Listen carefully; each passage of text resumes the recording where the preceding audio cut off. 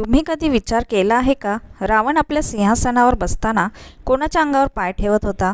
तो कोणताही सामान्य मनुष्य नव्हता, तर स्वतः शनिदेव होते. रावण अतिशय मोठा विद्वान आणि महान ज्योतिषी होता. जेव्हा त्याचा पुत्र मेघनाद जन्माला येणार होता, तेव्हा रावणाने सर्व ग्रहांना आपल्या इच्छेनुसार स्थानावर बसवले, जेणेकरून मेघनाद अजय बनेल. सूर्य, चंद्र, मंगळ सर्व ग्रह रावणाचे ऐकत होते, पण शनिदेव वारंवार आपले स्थान बदलत होते, कारण त्यांना माहीत होते की मेघनादचा अंत निश्चित आहे. हे पाहून संतापलेल्या रावणाने शनिदेवांना बंदी बनवले आणि आपल्या सिंहासनाखाली दाबून ठेवले.